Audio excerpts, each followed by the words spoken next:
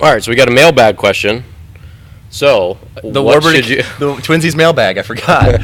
It's pretty lean. It's like Santa going to the last house, but It's a giant burlap sack, and there's like 3 letters at the bottom. yeah, write to us, people. But Yeah. no, so one of our clients asked, what should they be doing training-wise as the season starts to taper down for their club volleyball season? Because pretty soon they're going to be done.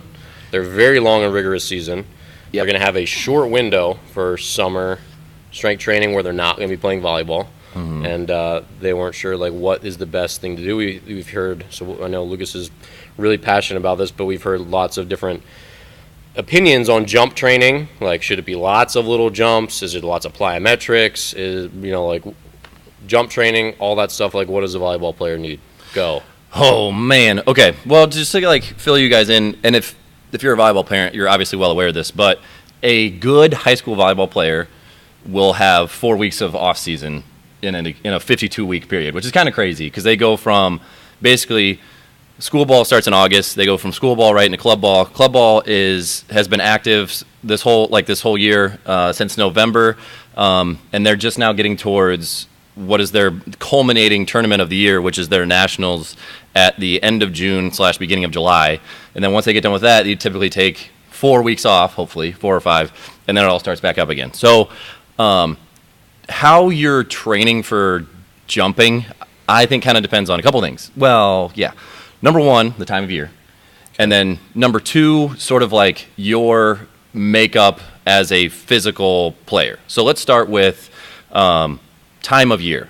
So this is the time of year where, very similar to a baseball player in their season, you're trying actively not to over-fatigue anyone, because one of the biggest things with volleyball is your muscles are the things that obviously you perform with, but then also protect your joints. And so if you fatigue them in the gym and then you go make God knows how many jumps, 80 jumps in a game, you can't have muscles fail because then you'll hurt yourself. So then you go, okay, well, what am I doing in the gym then that will help me get stronger or jump higher, but that's not over-fatiguing me? And here specifically, we do a lot of lower rep strength, air quotes, strength workouts. So this is the time of year where they need to be peaking in terms of the amount they're, let's say, hypothetically squatting, but you can't do sets of 8 because then you'll tire yourself out and you won't perform very well.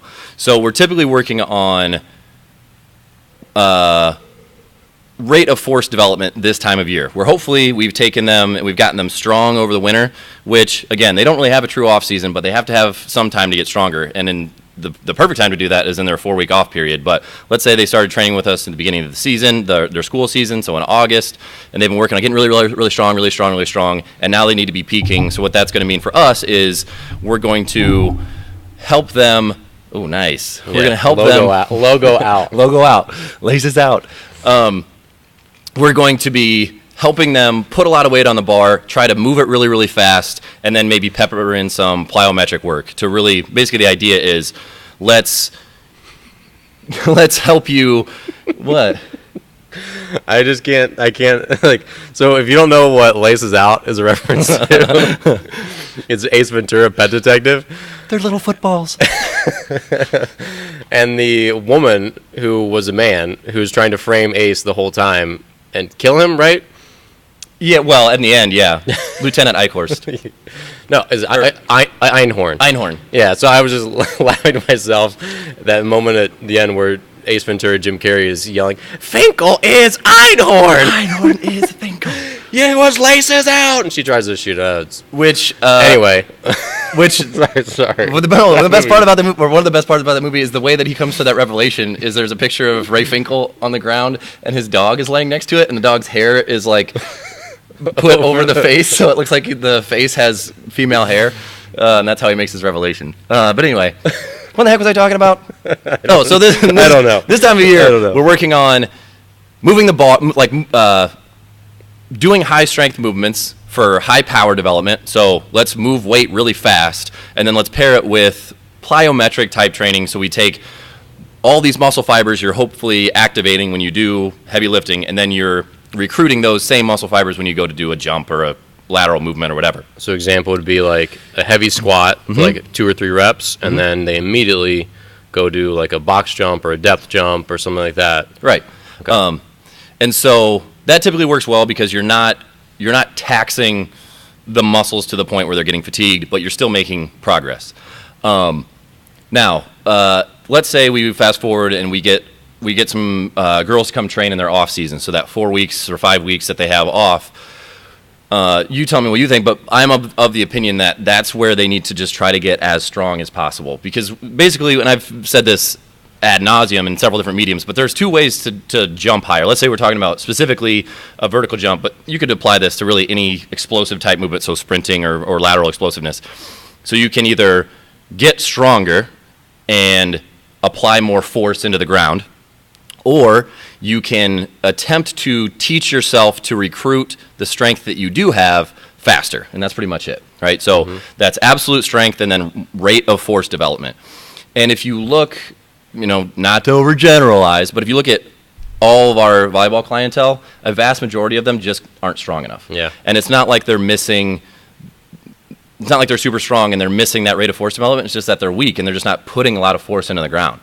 And so when you look at our sort of priorities as strength coaches are, number one, let's prevent injury so we keep you on the court longer, and B, let's make you better at your sport.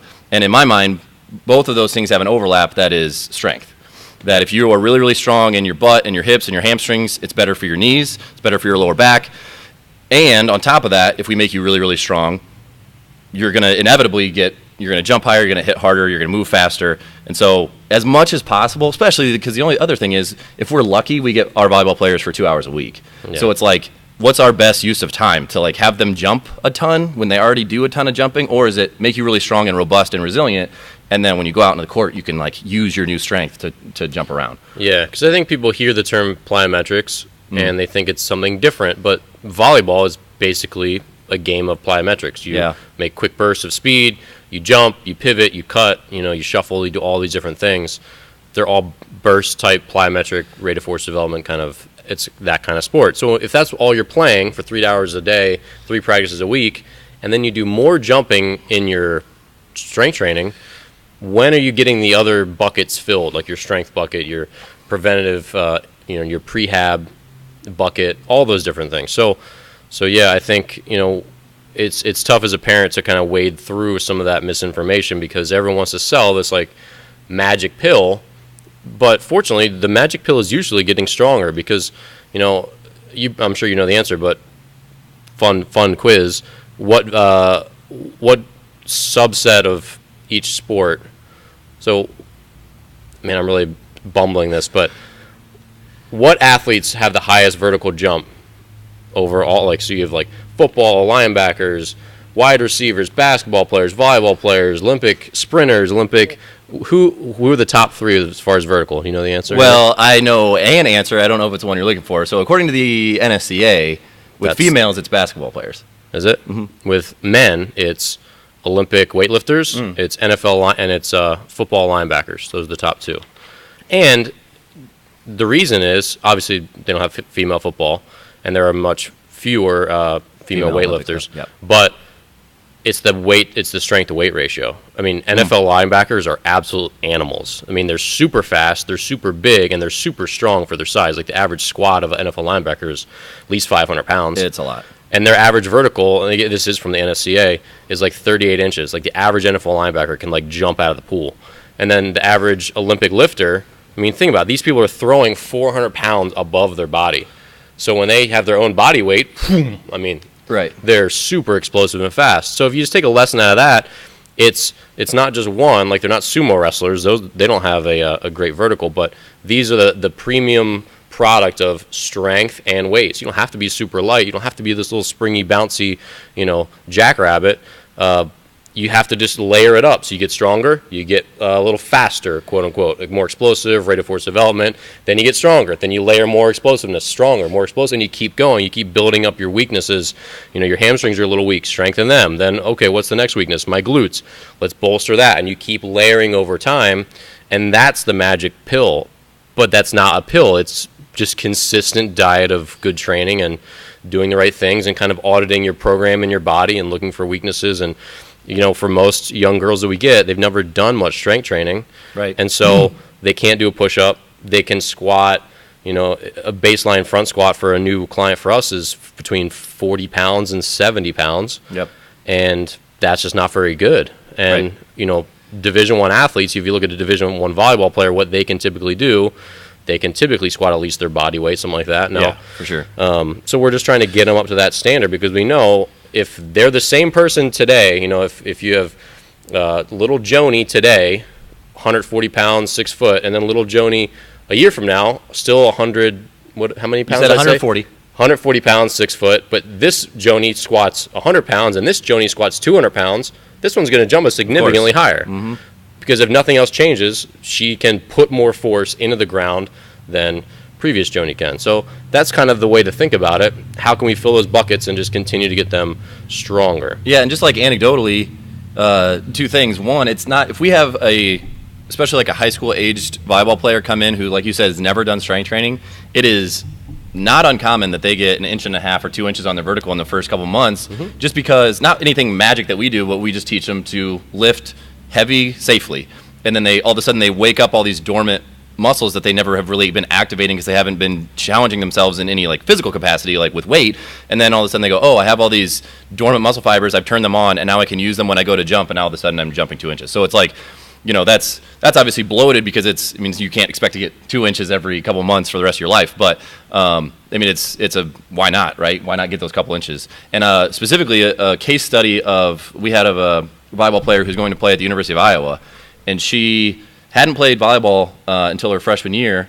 Goes to a camp and gets offered a full ride scholarship because she's a freak athlete. But you know, 6 foot plus, like just one of those really springy people. So she's the one who's you don't really need to increase her rate of force development because it's already freakish, very high, and you're not gonna do anything in that regard. But you know, we just gave her strong. Yeah. She wasn't very strong, and we just gave her a ton of strength stuff, like get really strong, move all this weight, and now she came in touching 10.1, and now she's touching 10.5. I thought she was below. No, she was below 10 foot. Oh, she was below 10 foot. She was 9.8, I think, or 9.10. I mean, you touched 10.5. She's 10.5 now. That's crazy. Yeah. But it's just like we just put her on a heavy diet of strength work, really. Yeah. And if she does plyometrics, she doesn't see those gains because she was already like maxed out on plyometrics. She was as explosive and springy like a kangaroo. Her nickname is now Hangaroo. But former gymnast, like you couldn't have someone who was more like fast twitch than her. Mm-hmm. But she wasn't very strong, so you gave her